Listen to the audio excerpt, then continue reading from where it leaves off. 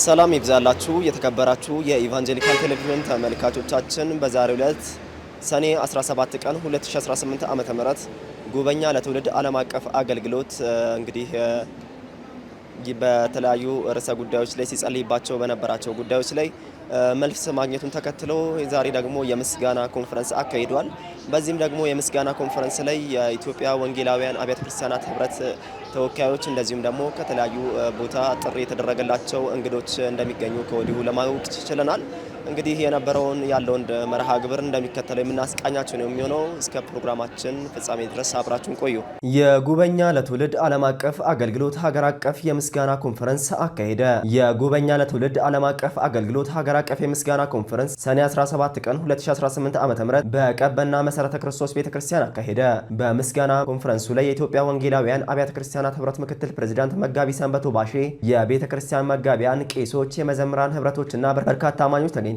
መርሃ ግብሩ በጸሎት በአምልኮና በሌሎችም ልዩ ልዩ ሁነቶች የተካሄደ ሲሆን የጉበኛ ለትውልድ ዓለም አቀፍ አገልግሎት ከጀመረበት ጊዜ ጀምሮ የሰራቸውን ስራዎች የሚተርክ ዶክመንተሪም ቀርቧል። አገልግሎቱ በየወቅቱ በተለያዩ ሀገራዊና አህጉራዊ ብሎም ዓለም አቀፋዊ በሆኑ ርዕሰ ጉዳዮች ላይ ሲጸልይ የቆየ ሲሆን በዘንድሮም ዓመት በተለይም ሰባተኛው ሀገራዊ ምርጫ በሰላም እንዲጠናቀቅ በመገናኛ ቃለ ሕይወት ቤተክርስቲያን ያዘጋጀው የጸሎት መርሃ ግብር ይታወሳል። ሰባተኛው ሀገራዊ ምርጫ በሰላም ስለተጠናቀቀ እንዲሁም በሌሎችም ጉዳዮች እግዚአብሔር ጣልቃ ስለገባ የምስጋና መርሃ ግብሩ ተካሂዷል። መርሃ ግብሩ ላይ የኢትዮጵያ ወንጌላውያን አብያተ ክርስቲያናት ህብረት ምክትል ፕሬዝዳንት መጋቢ ሰንበቶ ባሼ እግዚአብሔር በመጋቢ ነገደ ወልደ ሰንበት እየሰራ ስላለው ስራ ጌታን በማመስገን ከኦሪት ዘሌዋውያን ምዕራፍ 14 ቁጥር 13 በማንበብ ህዝቡ በእግዚአብሔር ፊት ያፈሰሰውን እንባ አይቶ እግዚአብሔር መልስ ስለሰጠ ጌታን አመስግነዋል። ዛሬ የምታዩአቸውን ግብፃውያን ለዘላለም አታዩአቸውምና ብሎ እግዚአብሔር ተናገረ። አትፍሩ፣ እግዚአብሔር ለእናንተ ያዘጋጀውን ማዳንን እዩ አለ። ባጣብቀኝ ነው። ከኋላ አለ የታጠቀ ሰራዊት፣ ከፊት ደግሞ የታጠቀ ባህር አለ። ባህሩም አፍ ያለው ያስፈራራል፣ ከኋላም ያለው ጠላት አፍ ያለው ያስፈራራል። ስለዚህ ወደፊት መሸሻ አይችሉም፣ ወደ ኋላም እንዳይመለሱ ወጥተዋል። እግዚአብሔር በእነዚህ ሁኔታ መካከል ጣልቃ ገብቶ ያበቃልና ይህንን መከራ ቻው በሉ አላቸው። መጋቢ ሰንበቶ አክለውም ሀገራችን ከያዘችው አጀንዳ ጋር ህዝቡ ምድሪቷን በጸሎት እንዲያስባት ጥሪ አቅርበዋል። ክብር ለእግዚአብሔር ይሁን። ነገደ ወልደ ሰንበት እባላለሁ። የጉበኛ ለትውልድ ዓለም አቀፍ አገልግሎት የራዕይ ተቀባይና መሪ ነኝ።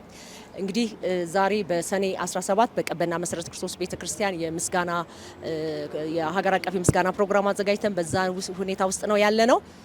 በዚህ ፕሮግራም ላይ እንግዲህ ቀደም ብሎ በዚህ አገራችን በ2018 ሰባተኛ ሀገራዊ ምርጫ በምድራችን ይካሄድ እንደነበረ ይታወቃል። ይህንን አስመልክቶ እንደ ጉበኛ ሀገራዊ ሸክሞችን እግዚአብሔር ስለሰጠን በዚህ ዙሪያ ላይ በተደጋጋሚ ጊዜ በጸሎት ማዕከላችን እንዲሁም ደግሞ የጾም ጸሎት ኮንፈረንሶች ጥሪ እየተደረጉ ሀገር አቀፍ ጥሪዎች እየተደረጉ ጾም ጸሎት ሲካሄዶች ቆይተዋል።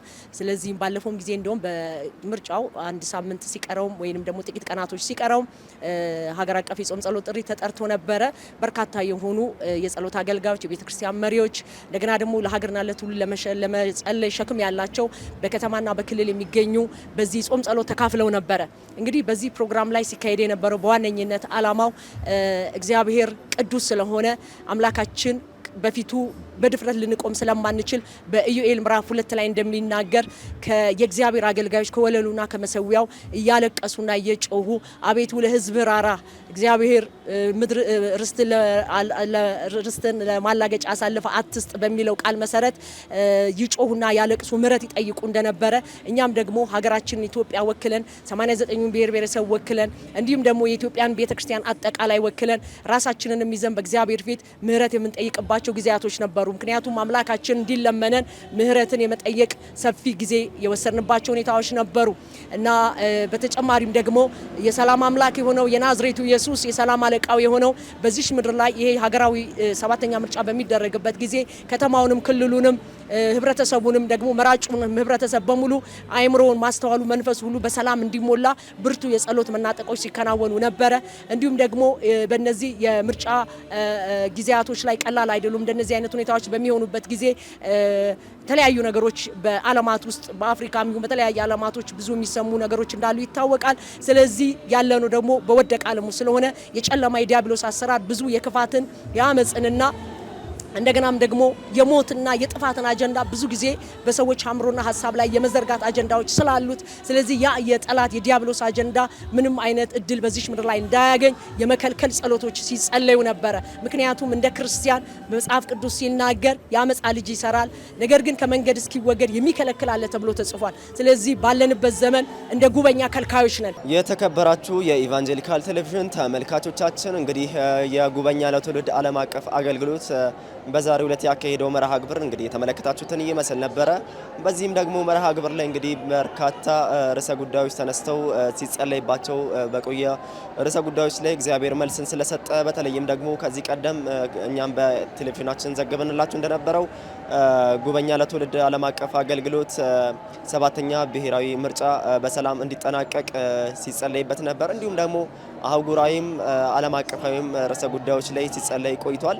በዚህም ደግሞ ሌላው የግብረ ሰዶምን እንቅስቃሴ እንዲቃወሙ ቅዱሳን እንደዚሁም ደግሞ የአፍሪካ ሀገራትን እግዚአብሔር እንዲያነቃ በሌሎችም ርዕሰ ጉዳዮች ላይ ሲጸለይ ቆይቷል ማለት ነው። እንግዲህ ከሰሞኑ በተለያዩ ሚዲያዎች ላይ እየሰማ እንዳለ ነው።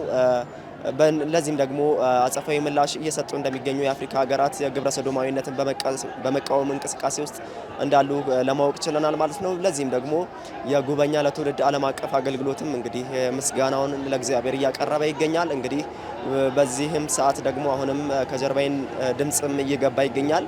ጉበኛ ለትውልድ ዓለም አቀፍ አገልግሎት እንግዲህ እስካሁን ሰዓት ጸሎቱ ቀጥሏል ማለት ነው።